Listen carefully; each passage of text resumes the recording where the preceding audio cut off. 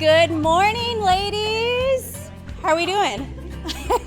Well, welcome to the March Women's Professional Collective. Today's topic is discovering your human design. My name is Barbie Ray. I am the CEO and creative director of Barbie Ray Designs, a graphic design company specializing in logo design, branding, and print design. But you guys didn't come here to see me. So let's just get into it. So this collective is designed to provide women in all industries with an opportunity to connect and network, exchange business, and empower one another through sharing best business practices. And the topic questions are going to help hopefully prompt some discussion as well as a roundtable discussion. Now, the moment you've all been waiting for.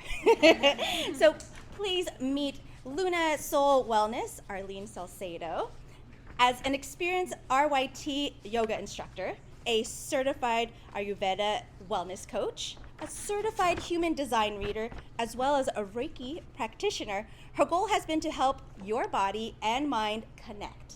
Now, she incorporates various traditional practices in movement, breath, and meditation to help each student practice their own unique form of yoga. Now, so she's here to show you how to become the best version of yourself through discovering your mind, body, and soul purpose. You will discover how it's related to all things: your purpose, your diet, lifestyle, yoga practice, meditation, and so much more. So ladies, please welcome Arlene. I'm gonna put this here. Hopefully it sticks. All right, so I'm Arlene, and I'm here to teach you about human design. As you guys know, I clearly do a lot. I have my own umbrella that's like of everything. But for me, it all makes sense because I feel like when you're working with, developing yourself and working with spirituality, for me, it's like using myself as my own guinea pig. I had to like dibble dabble in every little thing. It's also in my human design chart, so it all makes sense. But basically, like understanding and learning all these different tools and modalities has helped me personally heal from deep trauma events. Also, just understanding like how I work energetically, and then just understanding that there is a mind, body, soul connection. And so, honestly, being finished with my Ayurveda school, it was a 2-year program just this Tuesday, really wrapped everything up, and understanding the philosophy of yoga and the deep wisdom of Ayurveda really makes me feel like, okay, I'm on the right path, but also that these paths are all different, but then they all do come under one umbrella.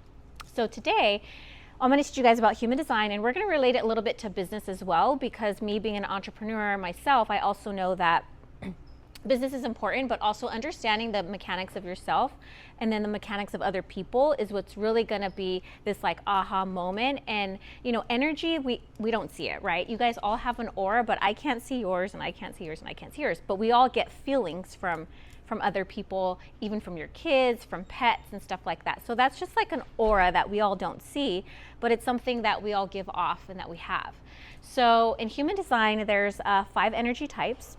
And so hopefully maybe you guys did pull up your human design chart, or you know about it. Who here knows or has their human design chart up? Okay. All right, so like little less than half, that's just good.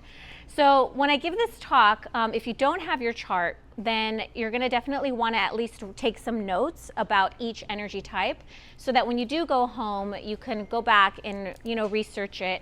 And at the same time, you can even pull up your significant other, your business partner, your children, and then that kind of gives you like an umbrella too on how you're gonna be working with their aura and their energy type, and so on and so forth. So if you have your chart, that's great, because then it's going to make more sense to you. So in human design, there's these 5 energy types. And so the first energy type is going to be the manifestor. I'm sorry, the reflector. Let's take that back, the reflector. The next one is the manifestor. And then the third one is going to be the generator. And then the next one is going to be the projector. And the last one is the manifesting generator. So we're going to take you way back to when like humanity kind of first started out, just to give you an understanding of how these auras kind of came about, and the philosophy behind that. So with this first energy type, the reflector, just imagine this being like the first Homo sapien, right? So they were the ones that were like coming out, living out in the wilderness, trying to figure out what life's all about. There was no tribes back then. There was no houses. There was nothing. It was just like survival of the fittest. You know, you eat, you mate, you hang out with the stars, you hang out with the moon and the sun and all that fun stuff. So that energy type existed for, you know, thousands of years.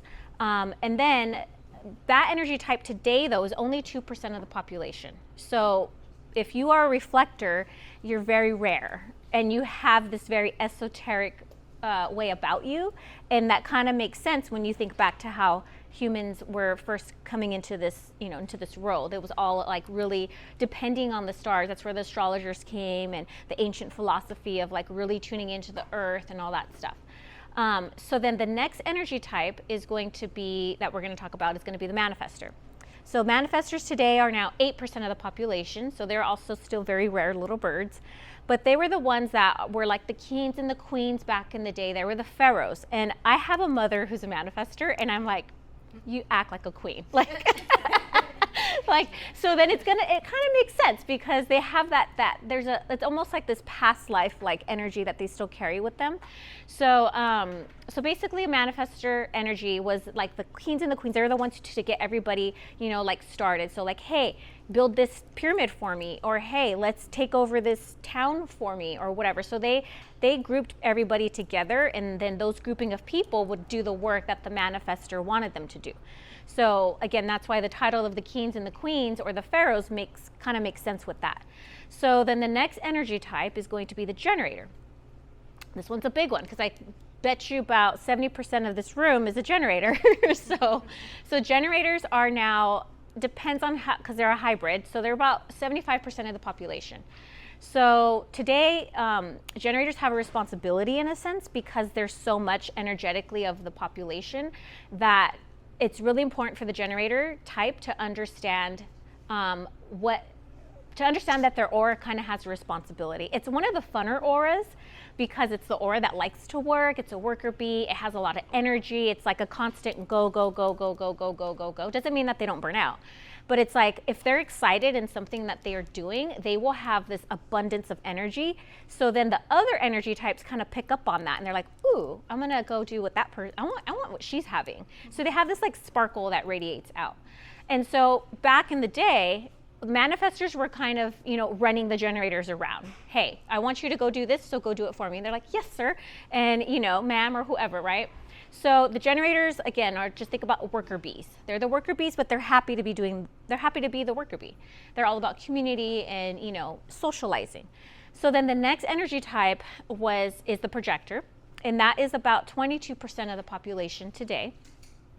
The projector was actually this new energy type that was kind of born around like the 1600s. So not that long ago, about 400 years ago, they were born, or this new energy type came to the world. They came into this world because the world was a little chaotic, with manifestors kind of running everything and being very dogmatic and running all the generators around, and all these like wars and all these things were happening. So whatever, you know, whoever, you know, philosophy or whatever created this thinks like, okay, this new energy came in because it's more of a guiding energy rather than a informing, you're going to do what I say. The projector is more like, hey, everybody, let's just you know, let's do it this way, and like, let's all keep the peace. So it's not that, you know, I'm going to tell you what to do, I'm going to chop your head off. It's more like, I think this will work out for everybody. Yeah. So they're a little more, you know, softer with their leading and their guiding. And then the next energy type is going to be this very last one, and that's the manifesting generator. Some of you are probably that as well in this room. You're either going to be generator or manifesting generator for the most part, because together they have that generator aura. So that's where that 70% comes. So if you split the baby, there's 35% generator and 35% manifesting generator. So manifesting generator is a hybrid of the manifestor, remember the one who wants to chop everybody's head off and boss everybody around, and then the generator is like the yes ma'am, no ma'am, right? So that's this new one that actually was born in the 19th century. Probably the earliest that I saw doing readings is 1940s, but even then it's kind of still very rare. They actually started to be born more in the 80s. So a lot of the millennials will be manifesting generators. A lot of the new children are now manifesting generators. So that's where you can, like, I'm 40, so if you could look at, if you're 40 or in your 50s, you look at it like, whoa, there's a huge split in like the previous generation to your generation to now all the kids that are coming. Like, kids are growing up slower but faster, right? So you can start to see like, oh, okay, that kind of makes more sense. So the manifesting generator also has the generator aspect too, but they have this like, they kind of like mind blow everybody. so they're very like, you know, go-getters, but then they can also lead everybody and do the work, where the manifestor doesn't have the capacity to do all the work. They have to rely on the generator. The generator doesn't have the capacity to get everybody in line and get everybody together. So that's why this manifesting generator came in to kind of like not be so, you know, they can now understand the work that they're asking. So that's the manifesting generators. Anybody have any questions at this point? I'm sitting on this bar stool because I'm really short and I should have wore heels and you guys probably won't see me. So any questions? We have 2 orders up, so the 2 people that ordered food, what's your food right now? It was Brooke and Maggie. Oh. Can we get it to go? You want to take it like mine? Sure. Yeah, I like mine. Okay. So now let's break it down to like, okay, we kind of know the history behind it all and such. So in human design, I'm going to give you an example of how this kind of works in modern life. So everybody loves Starbucks. I love Starbucks, or just pick your favorite spot to go get your tea or coffee. So let's just say that the reflector walks into Starbucks because they're the first energy type. So they walk in through the door, and then nobody really like pays attention or knows them. You know, they're just like, anyway. So then the next person that walks in through the door is going to be the manifestor. Now the manifestor, people like feel something, but they're like not really going to look, but they feel like, and then if they do look, they don't know how to read. There's this like, I don't know how to read this girl. So they're like, and it's almost like a step back like that. And I'll explain why in a little bit. And then the next, you know, girl that walks in is going to be the generator. Generator walks in and everybody's sitting down and they all go, hi, Kimmy. Hi, oh, come sit over here. And then the waitress or the barista's like, what do you need? What do you want? Like, how can I help you? Good morning. Super friendly. Everybody's like, hey, come sit over here, whatever. And she's just like, hi. And, you know, totally happy. And everybody recognizes her. And she's just like making friends along the way, even in line. So then the next one after her is the projector. Projector comes in, same thing, almost like the reflector. Everybody's just like, anyways, going on about their day. Meanwhile, the projector's like, I hope somebody can ask me to sit down with them to have coffee. And then, you know, she comes up to the line and then the lady's too busy. She's over there getting another drink and the projector's just like, hi, hello. And then she's just being ignored. So then the next one comes in is going to be the manifesting generator. Manifesting generator comes in, same thing. She knows everybody in Starbucks. She's just like, hi, how you doing? But she's different than the generator, because the generator is like, people pleaser. I want to go to where all the crowd is going to like really take me in, where the manifesting generator knows that she's cool and everybody loves her. So she's going to wait for you to come to her, because she has that manifestor tendency to like, you're not going to tell me what to do. So she's a little, you know, she's still fun, but she's like the super cool chick that, you know, you love her, but you hate her. So that's her. So going back to the auras. So reflectors don't necessarily have an aura that radiates out. There's like, I mean, we all have auras, but there's like nothing that people could tangibly pick up on. And even so, I'll give you an example of famous people. So we have Michael Jackson. He's, they're a little like out of the world kind of, you know, they're like, people can classify them as being a little weirdo. But then they have this special gift about them. They are wise. So if there are reflectors out there, they're usually a very wise, talented person, but they're also very sensitive to their environment. Their health is very sensitive to them, so they often will get sick a lot.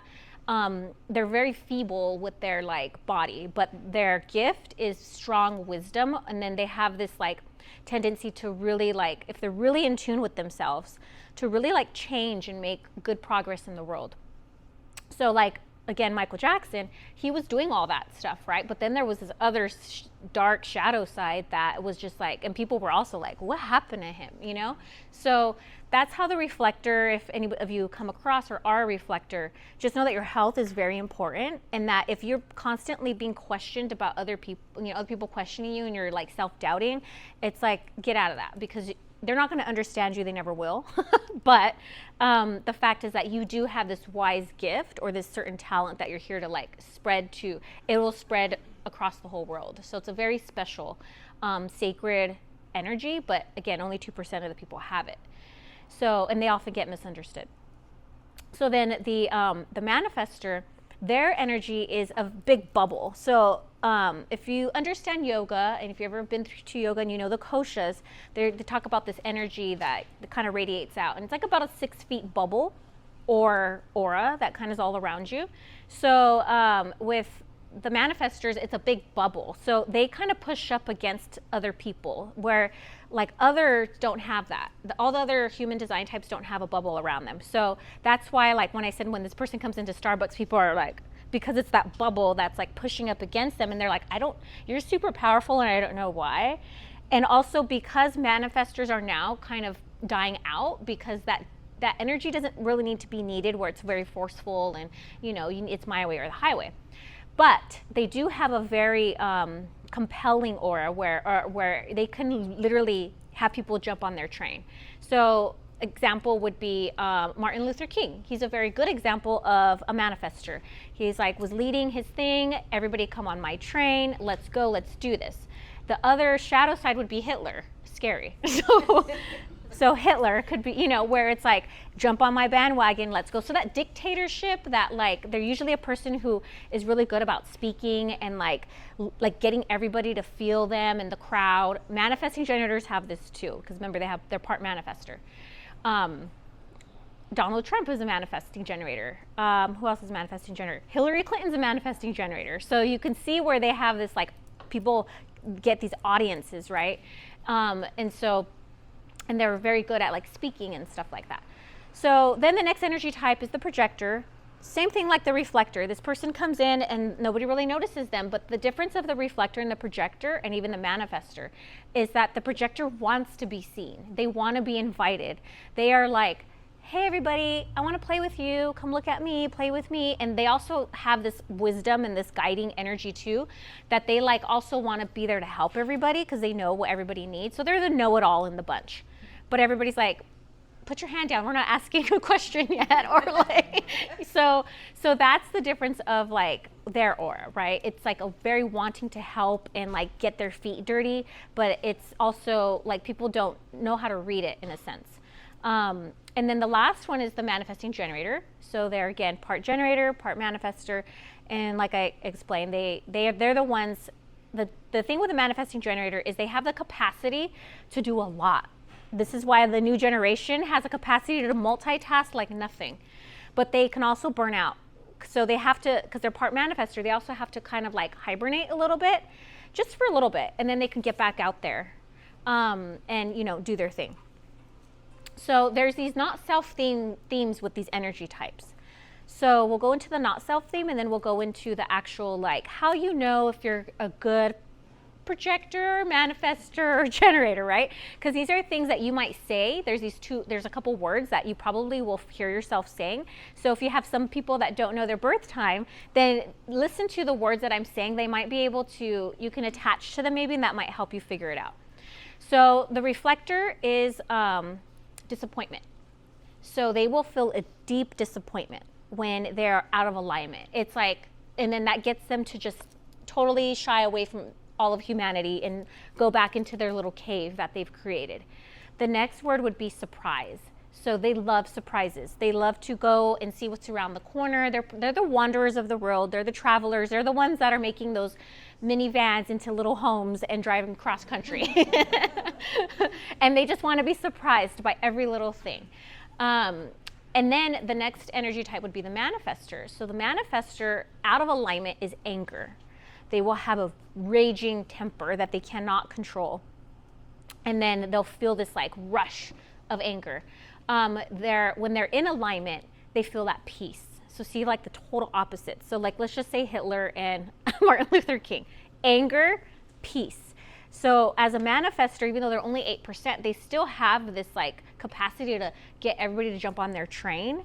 So when they do lead when they fight a fight or they're ready to lead a pack, you know, they will have this energy about them, and it could be all around this anger type of hatred, or it could be very peace and loving, because whatever impact that they're creating is going to change the world. It's going to change their environment wherever that they're at. If there's a manifestor boss person, that if that person's in anger, the whole team will feel it. If that person's in peace, the whole team will be like zen around that person. And then there's the generator. So the generator's word would be, not self-theme, would be frustrated. So they'll be walking around frustrated. Just think about the driver who's always frustrated, driving on the road, honking at everybody to hurry up and go and move and do their thing. So that's like that frustration energy. So if you're a generator and you feel that frustration, that's saying, hey, I'm not on the right path. So I need to get back onto the path that I meant to be. And when you know you're on the right path, you feel satisfaction. Generators also love to make sounds. You guys will be like, probably doing it a lot right now. Yes. And then because there's such a and I mean it goes into more depth. If we have time, I can get into that. But they have this like rush in their body all the time. So when they're in satisfaction, it's almost like this feeling of like, and then because they usually like food, so they'll feel it in their gut. They'll be like, yes, or that feels good to me, and they'll like refer to their gut. Or that doesn't feel good to me, they'll refer to their gut. So that's one clue that you're a generator, if you really have this like relationship with your gut. And if you are a generator and you don't have that relationship with your gut, then you really need to get into a relationship with your gut. As a generator or manifesting generator, gut health is going to be really important for you, because those are the two things that are going to help guide you with your energy. So, and then, yeah, being in that satisfaction is what they definitely want to live in, and they're happy to live in. They have the capacity to do so many things when they're in satisfaction. Then there's the projector. The projector is bitter. So when they're in their not self-esteem, they feel bitter. Why doesn't anybody want to play with me? Nobody sees me, or nobody listens to me. You know, that's that type of bitterness that they'll say. When they're in alignment, they feel success. And they'll often say the word, I feel successful, I'm success. I want to feel success, I want to be success. They probably have success written all over their house. Like, that's a word that they really like to embody. And then the next one is the manifesting generator. And so they are, again, a little bit of anger and frustration would be their words, because they have part manifestor, part generator. And then when they're in alignment, it's going to be satisfaction and peace. So those are the two words that, like, if at any time you're like, I'm not feeling good about this, and you know your energy type, or you're going to go home and research it, those are the signs that are saying, get out of this, move on, trust. If you guys are all into the universe or your higher self or God, trust yourself, trust whatever path, whatever you choose to believe in. And, you know, that's going to get you around the corner, basically. But anytime you're feeling those not self themes, because you don't want to live your life in a not self theme.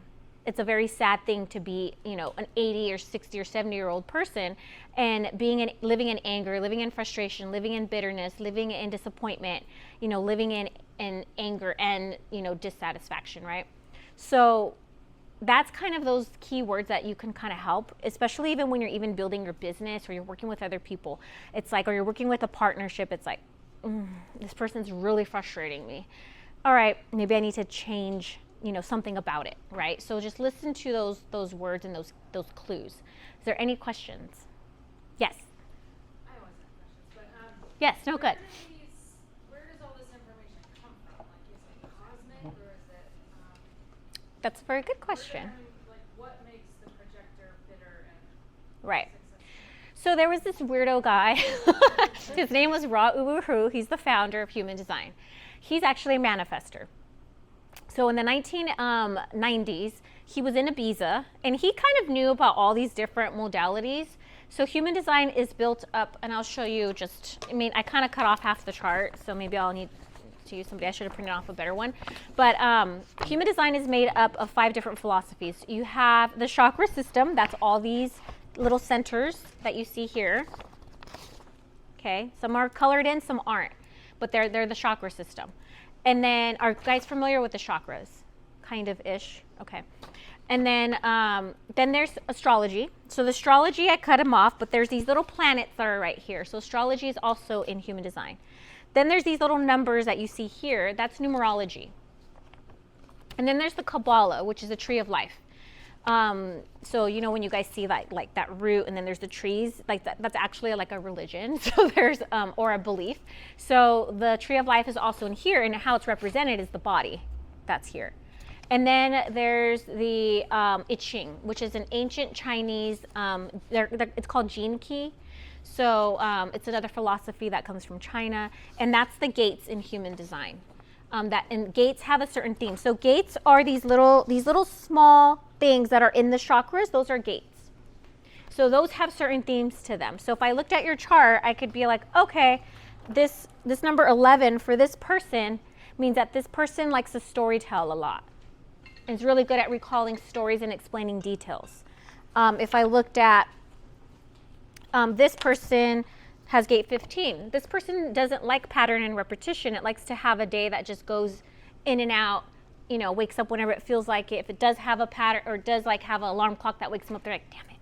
Where the opposite gate is gate 5, that person might want an alarm clock and might need a routine and a schedule. So this is why those gates make, you can all like, let's say she's a generator and she's a generator, but they can totally play out their generatorness because of their gates are going to be different and they're going to come out in different ways. So that's kind of like the history behind it. So he basically got this download of all these modalities. He was in, there's something about 40 days, but in different religions. But he got this download of over a mass of 40 days about this human design thing. And so, you know, he got all these epiphanies and these downloads. So then he just kind of started writing everything down. And then, you know, long story short, he created human design out of all these 5 modalities. So I love astrology. I knew I was a Virgo since I was like born practically. So I've always dabbled in astrology, and I've read different things about astrology, but there was something, once I found out about human design and it really intrigued me, then I started learning and reading more, you know, getting myself into it. It just made it less, not cliche, but like a little more to what I can say, okay, this now totally makes sense. When I got into human design, I was in my 30s. So I kind of had a little bit of life to live off of, you know. I had some wisdom behind me. So it started to make sense. And so I think because it has astrology in it, along with the chakra systems that I learned through my yoga teacher training, it started to really, really totally make sense. And I was like, got it. So human design, you can get your energy type, which I just explained. You can get your authority, which is how you should be able to make decisions. You can get how you learn, how you properly take in things. She's probably a 1 back there because she needs to know how everything starts in order to feel secure. And then there's also your life's purpose. It's called the Incarnation Cross. So it tells you like a little theme of like why you dropped down into this earth and what you kind of like agreed to do in this lifetime, in this space that you're in right now. So it's pretty cool. It tells you a lot. I read mine and I'm like, yep, this is like so on point. It's pretty crazy. So it's an experiment, basically. You know, it's not the end all be all, but it is an experiment that you're meant here to play with. Like, I'm a projector, so I had to really, that actually helped me a lot because I used to feel like I would go to networking groups and I'd be the one that's in the back, like, and I'm like, nobody's asking my name. And I'm like literally like, hello, you know, and now I had to learn that. Wait for the invitation. So projectors are the only ones. So if you're a projector, unfortunately, this is a hard one for us because we really want invitations, but we have to wait for an invitation. So anytime we initiate, like let's just say, you know, I'm looking at Allison and I'm like, Allison, do you want to be my friend? And she's like, I guess.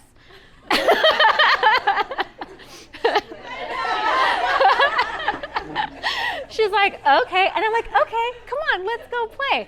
And then we're playing for like 2 hours and then I'm just feeling like she's ignoring me and wants to go play with other people. But she feels bad because she said yes. And I initiated that relationship. Now, Leanne is gonna come and see she's like, hey, Arlene, let's come. I saw you from afar away. I love your hair, whatever. Come on, let's hang out. And I'm like, okay. And then next thing you know, we're best friends for the rest of our lives because she invited me and I didn't go to her chasing her around. So that's like the thing about a projector, and it's kind of one of the things in human design that is like, you know, when you're working with a projector, it's important to recognize them. My husband and I are both projectors. So he really needs pats on the back. And you did great, honey. Thanks for taking out the trash. Thanks for this.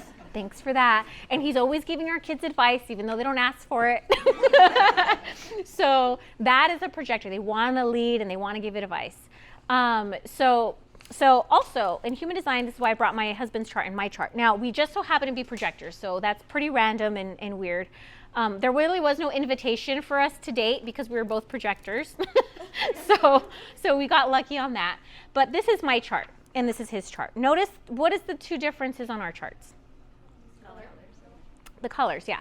Also, just so you understand, this is a channel. So a channel happens when there's a gate here and then a gate there, and it connects to one energy center to the next, so one chakra to another. So that's a channel. A gate is when it's empty, but so you can radiate with another person. And so when you lay my husband's chart over my chart, he completes the channels that I don't, or the gates that I don't have. So when we're together, we're actually channels. And then I complete him more than he completes me. And so I complete his upper chakras and he completes my lower chakras for the most part. So when I pulled up our charts and I saw this and I was like, I couldn't plan this. Like, this is just crazy. So normally you're going to attract what you don't have. You're going to attract the opposite gates or the opposite centers. And from there, when you're with that person, you guys are like these two like quantum mechanics together. Now, the moment you leave, like when he leaves me, he's like, oh crap, there goes all my energy. Or there goes all of whatever, right? Or sometimes if I'm depending on him for whatever, like for example, I'll give you an idea of the root is this bottom one, the root center. The root center in human design is a couple things. It's pressure. So anytime somebody there's undefined, like mine. Undefined is when it's white. Defined is when it's colored in. Doesn't matter what color it is. They just have them like colors for us to differentiate. But long story short, the root center is all about pressure. And so when you don't have a defined root like me, I can't handle pressure very well, which I don't. It stresses me out. And I also don't know when to sit down. I will go around all day. Even when I'm tired, I'll be like, oh, I still got to do this because I don't want to do it tomorrow. So it's the whole pressure of like getting, like, I don't want to put things off. And so where my husband, he's like, Arlene, sit down, because he has his defined. And he's chilling over there watching TV. We're actually going to have visitors this week. I really like my house to be clean. I'm a Virgo. So he's over there sitting down while I'm over here scrubbing every nook and corner. And I'm like, really, why can't I just sit down? So he'll remind me, come on, sit down, do it tomorrow. And then even just to do it tomorrow doesn't make me feel well. So I'm like, but it does look nice that he is sitting over there watching Netflix. Okay, so I'll go sit down next to him. So that's kind of how it works, how these different energy centers work. What time is it? 10:44. Okay. Do you guys want to know about the energy centers really quick? Okay. Because it is kind of important. What sign is your husband? What sign? He's a Sagittarius. Yeah. So we even, yeah. Same as my parents. Oh, how funny. Yeah. And are they still married? Yeah. Okay, good. I'm like, okay. Because I'm like, he can't lose me. I'm just kidding. He's only got this. So, no, he does offer a lot. He's a good guy. So just looking at your chart, and if you pull up your chart and you're like, oh, I'm like this guy, right? It's okay, because that's kind of cool. It means that when you don't have these defined, any centers defined, you get to experience it when you're with other people. And you have no judgment about it. You just kind of like go with whatever flow that they have going on, whatever center. When you have yours defined, nothing's changing it. You can be around Joe Schmo, and Joe Schmo has this defined. Well, that's not going to change anything about you. So, because you're set in it. So that's kind of how these defined and undefined centers work. So starting out with the root at the bottom. show you my husband's because that one's better. So the root we talked about being about pressure. The chakra system in normal Ayurvedic yogic philosophy is about foundation, you know, your family, your ancestry, protection, and security. But human design has the added element of pressure, right, which is what I just gave an example. And then it also has an element of starting things. So sometimes when a person has this defined, they're really good at starting things, like starting off ideas, things like that. When it's undefined, they might have, not to say they can't start things, but you know, the origination might not have come directly from you. And then again, just knowing that when you are defined, you kind of, you know, you're a little bit more, you know when to chill out and sit down and relax. It's a pressure. So the reason why I say it's a pressure, because there's two pressure centers. There's this one, and then there's the head. So if you ever get into yoga, it's called the Ingala and Pingala. And it's the right side and the left side. It's the masculine flowing in and out of each chakra system. And then it's the feminine on the left side flowing out it this way. So it kind of comes like this. And it's an energy that goes up and down. So same thing with this human design. You have energy that goes up, but then the head puts pressure down back into the body. And that make more sense. So sometimes, like, again, the pressure to get up, the pressure to start things, those are the things that you're gonna kind of feel whether you're undefined or defined. The next one is we're gonna focus on is the sacral. So this one, neither me or my husband have that defined. This is a really good example. If it was defined, it would be colored orange, or orange. Wait, orange. Orange or red in the body graph. Yes, red, there you go. Yeah, so she has hers. So she's a generator, or manifesting generator. So basically, as soon as you pull up anybody's body graph and they have this defined, the sacral, the number 2 one, they're automatically going to be a generator or a manifesting generator, because those are the only ones that have their sacral defined. Everybody else, the reflector, the manifestor, and the projector, they don't have a sacral. Now this one's really important because the sacral is where our aura comes out of. This is where the girls turn heads at Starbucks. This is where you get your be my friend and all this stuff, because this is in human design considered your life force. In the chakra system, this is your sacral chakra, and it's all about passion, creativity, sexuality, birthing things. It's the womb center in woman. So in human design, this is also a really important center because this is where life force comes out of. This is where all the energy comes out of. This is where your aura comes out if you have one. So in human design, if this is defined, then you have your own set of energy. You have this plethora of energy that you get to tap into all the time, 24/7.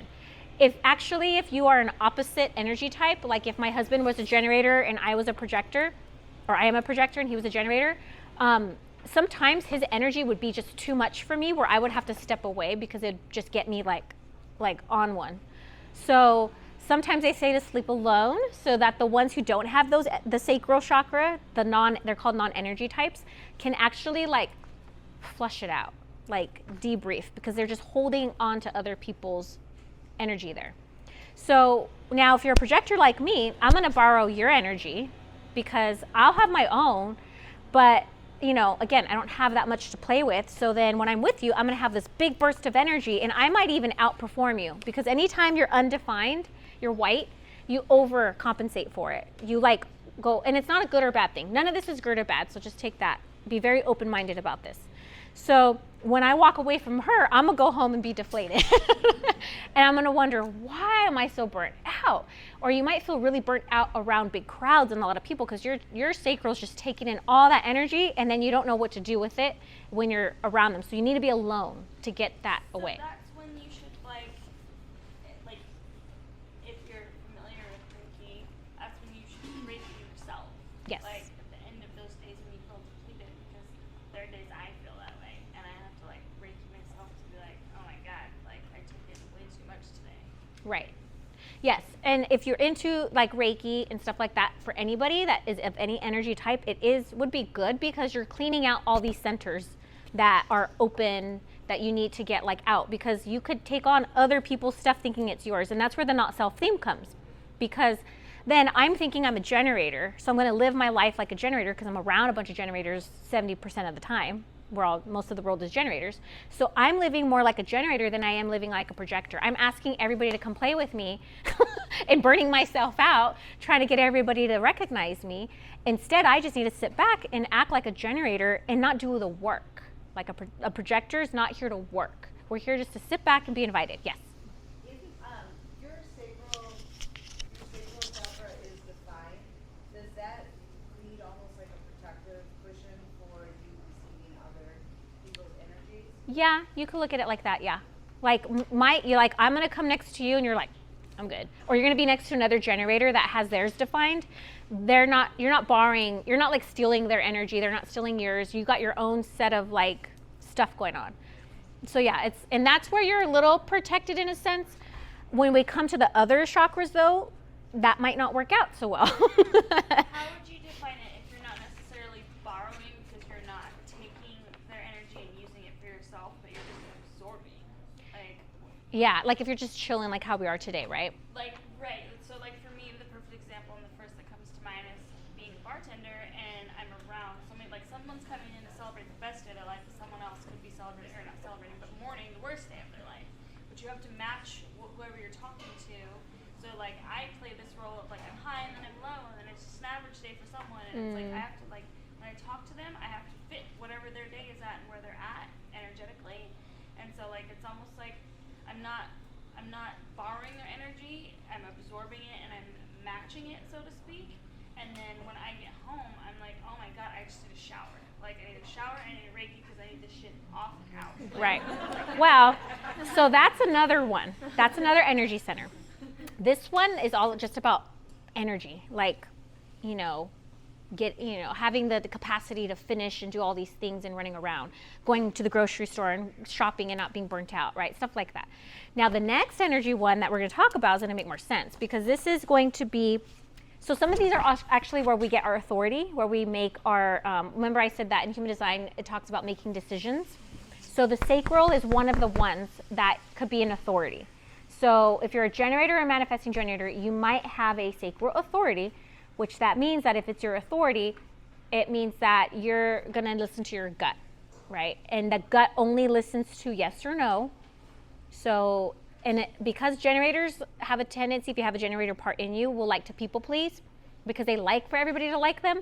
So you can get caught up with not listening to your gut because you're just going off of, well, that person's like loves me and I don't want to hurt their feelings, so I'll just do what they said. But in reality, you feel it like, this doesn't feel good, but I'm just going to do it anyway, just to make everybody happy. So your authority is to listen to your gut. The next one is going to be this one. And again, mine is open. This is called the solar plexus. And it's also called the emotional center in human design, where my husband's is colored in. So now this one, with the chakra system, it's a little about willpower and confidence. But then with human design, it's about emotion and spirituality. So your spirituality lives here and your emotions live here along with the normal chakra stuff. So when you have this defined, this could also be your authority as well. More than likely, it probably is your authority if it's defined. So you can be a generator or manifesting generator with a defined emotional center, but not a defined, or not a, hold on. You can be a manifesting generator or a generator that's either going to be a sacral authority or an emotional authority, okay? Everybody else doesn't have that problem. So the emotional authority means that you cannot make your decisions when you are on a wave. A wave, there's going to be a wave, an up or down wave. It's going to be, and the wave could be every day, it could be every couple days, it could be once a month, it could be every couple hours. You only know your own wave of emotions. And there's nothing that's even making you feel a certain way. You just have your own up and down, up and down, up and down. It doesn't mean that you don't feel other people's emotions, but it just means that you are really in your own emotions. And you are here to figure out those emotions and learn how to play with them so they don't rule your life. So when you're an emotional authority, you are not supposed to make any decisions when you're on a up or a down. You cannot make one decisions out of fear because that's an emotion. You can't make a decision out of super excitement. You can't make a decision off of frustration. You can't make a decision off of like feeling super fly, right? So there has to be no ripple in the water. And this is kind of like the projector invitation. You have to wait. You have to wait for emotions to clear out so you don't feel anything about anything. And then all of a sudden you're like, that feels good to make that decision now. And then your gut will start talking to you. Because if you just make a decision off this wave, you're not going to listen to the gut. Because you still have to listen to your gut if you're a generator or manifesting generator. So if you are undefined like moi, then that means that, oh, that's my husband's. Then that means that you feel, this is not your authority, and you feel everybody's emotions to the point that you feel like a bulldozer just gets knocked at you like every single day. So you can come in and walk into a room and you can feel if somebody's been arguing, you can feel if the room was really excited. Like you don't even need to talk to anybody. You just know like something's not right. And people's feelings are hurt or something like that. So you'll feel all these emotions, and like what you said, it feels sticky.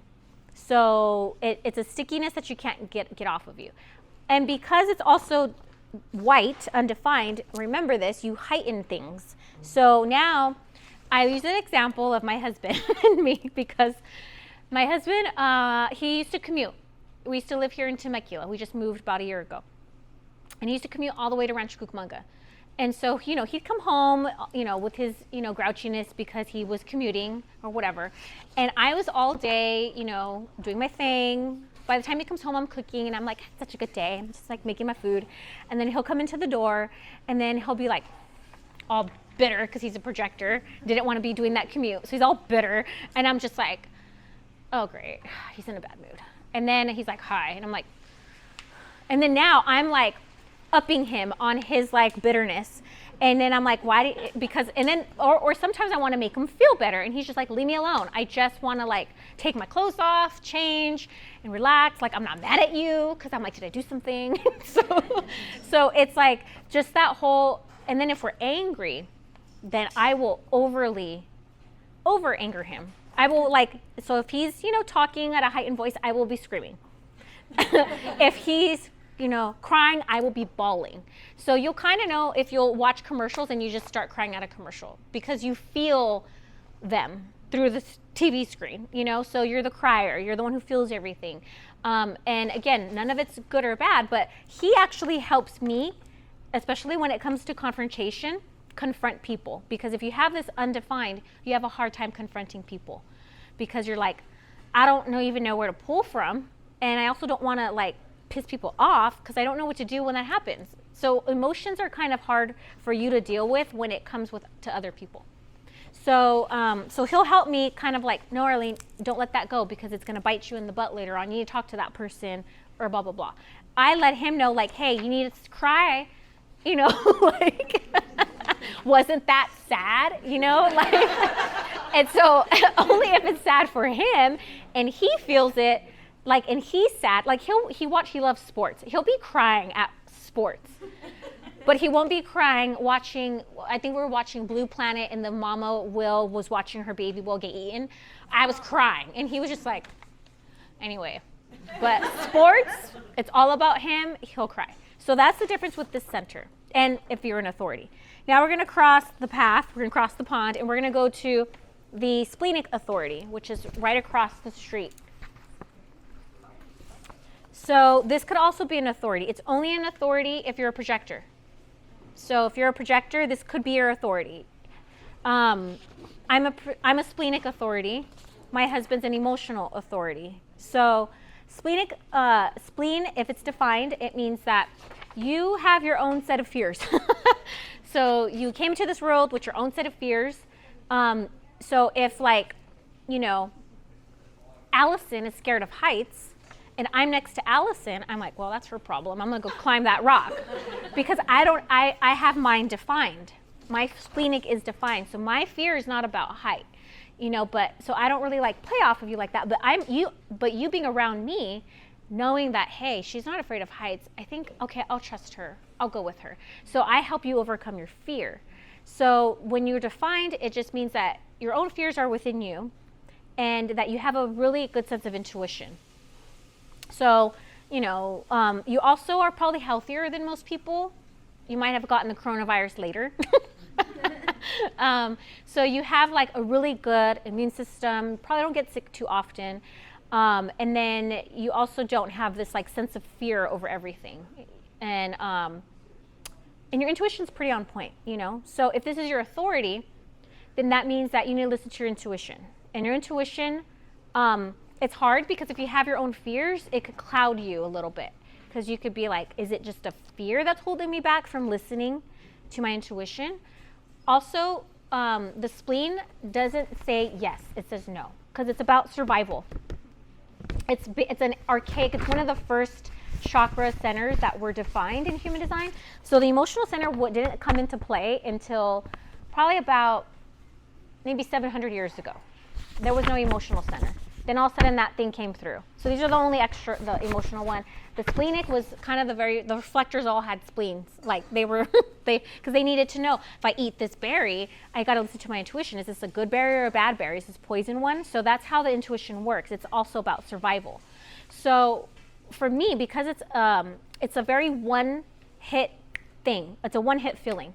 You don't get it back. So if you're a splenic authority and you have this no that automatically comes and you don't even know where the hell, sometimes it could even be like a voice, you have to listen to it. Might not make sense, but you got to listen to it because that feeling's never going to come back again. You're kind of done. So if you're a splenic authority, it's a little hard and tricky because it's like the emotional one where you have to really pay attention to your body. And for me, I get my hairs raised, or I'll get a feeling and I'm like, why am I getting that feeling? So it's something that almost makes you stop. So anytime you get that, like, and even if you have yours defined, that's still something for you to listen to because that's something saying like, don't eat that food or stay away from that person. If you're getting a funky feeling, that's your intuition. Now, if you're undefined, it means that you don't have your own fears. You, not to say that you don't have intuition, you do, but it's just that it's not going to really guide you in as much. So, and then, let's see, there's fear, intuition, anything, that was it. So when you have this open, this is really important because this will help you with anxiety if anybody suffers from anxiety. So like we'll use Allison because she's right across from me. So if she has her opened and I'm her mom, right? And my house burned down when I was younger. And I mean, I'm just saying that. Although my mom's house really did burn down when she was younger. Maybe that's why I pulled that from there. But I'm her mom and, you know, my house burned down. So her growing up, she constantly sees, like every time I turn on the stove, I'm like kind of a little bit freaked out. She picks up on that. She'll pick up on all the little subtle fears that I have and she will bring them in as hers. Because remember, we talked about when it's open, you're going to take on things and you either let them come in and you got to flush them out. If you don't flush them out, then you can actually be conditioned to think that you're So fear. you're like an empathetic hypochondriac. Yeah, you can be. Yeah. Yeah. If you have your emotionally undefined and you have an undefined spleen. Yes. Good thing my husband's not that. And I'm not that either. I have this going on. So, yes. For the hour. So I just Oh, want to okay. be mindful of everyone's time. I know we're at the top of the hour, so obviously we're very engaged. So you guys still good for a couple minutes to let her finish up? Okay. And I will speed this up because after this it gets a little easier. So so just know, like, if you're open, release fears because that will help you release anxiety. And it will also help you, if you're an emotional center, it'll help you not make decisions out of fears. So get Reiki. Just kidding. And then the next one is going to be the G center. So this is also an authority if you are a projector. But for the sake of time, you can always reach out to me if you are it's called the G center. G center authority. So this is basically the second, I like to call it the second heart chakra in human design because this is the actual heart chakra. And then this is kind of like the cousin of it. So the middle one is all about direction, like where do I want to go in life. It's also about a little bit about self-worth. It also has to do with timing and love. So love, direction, and timing. So rhythms and patterns and things like that. Now, if it's defined like me, then that means that I have a pretty good sense of direction. I also, when I'm around somebody, their personality won't really change me. I will be set in my personality. If it's undefined, it means like you're a chameleon. You can kind of ebb and flow through each conversation with each person, and you can kind of like, you know, today I can be like such and such, and then tomorrow I know I have to change because this person's like this, and you naturally do it. And it's not because you like don't care about your identity. It's just that it's not that important to you. Where when it's defined, you're like, yeah, no, I'm set. I know what I know who I am and what I want. And then it's also about love. Now, to say that when it's not defined doesn't mean that you don't love. But let's talk about love and the fact that sometimes we could put our worth on other people. So, you know, whatever the collective thinks of me, I'm going to focus on that because it's so important. Where when it's defined, it's like, I don't care what Joe Schmo thinks about me because it doesn't matter to me. So it's important when it's defined or undefined is that the company you keep is really important because they are the ones who are going to help you develop your self-worth and give you that direction that you need to go. So this is where it kind of gets a little like, yeah, you need to have good friends. You need to be in a good circle. Your partner needs to be very supportive and loving and give you that attention and that praise. Now the next one is going to be the ego center, which is the second heart chakra right here. The ego center is all about the ego. It's I want this and I want that. It also has a little bit to do with money in a sense, but money not so much like money, it's like money for the collective. The ego center is about what's good for me and I want it. If I want that water bottle, I'm gonna go get it. And when it's undefined, it's like, not to say that you don't have motivation or drive, but it's that, you know, you're more likely, I like to give an example of everybody's in the car and you're a group of friends and you're all trying to figure out where you want to eat. And because my ego's defined, I'm like, I want In-N-Out. And then somebody else is in the car who has another ego that's defined, is like, no, I want Chick-fil-A. So then the ones in the back seat is undefined. She's like, I'll have whatever you guys are having because I don't care, because she really doesn't. But sometimes you could get stuck in that where you do sometimes have an opinion and you do have a want that I want this and I want that. So you do have to, so your capacity to speak up might feel like, you know, uncomfortable for you. Where the other person is like, no, I'm fine saying whatever I want. And then the next one is going to be, and manifestors are the only ones that have ego centers. So if you are a manifestor and you have an ego center, it's kind of like, take what you got and don't feel bad about it. And manifestors might have a hard time doing that. So they're the only ones that are like okay to be like, I want that cup and I'm taking it from you. And Barbie's gonna be like, yes, here, have it. So then the next one is going to be the throat. So the throat is when it's undefined, it means that you need an invitation to speak. You need an invitation to give your advice. You need it, and this is something that my husband's really had to work with because he's a projector and loves to give advice, loves to give his opinion and guide, but he has to have the invitation, because if he doesn't have the invitation, he looks like a know-it-all. People's like, shh, quiet, I'm not asking for your advice, blah, blah, blah. He doesn't know, also, it could be a really chatty person who kind of talks over people, you know, that friend that doesn't let you talk. She probably might have an open throat. The one that's defined means that this person usually has like a sit back and like, you know, let people, doesn't mean that they can't be chatty as well, but it just means that they're more likely to wait to give their opinion or to talk. They're not going to over talk you sometimes.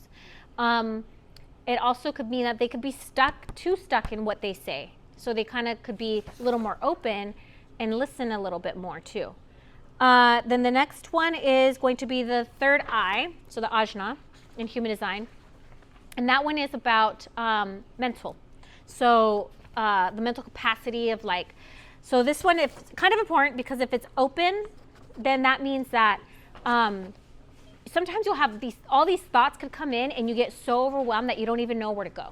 It's just it's everybody's thoughts because you're taking in everybody's thoughts. So you're like, wait, is that mine? I forgot what I was thinking.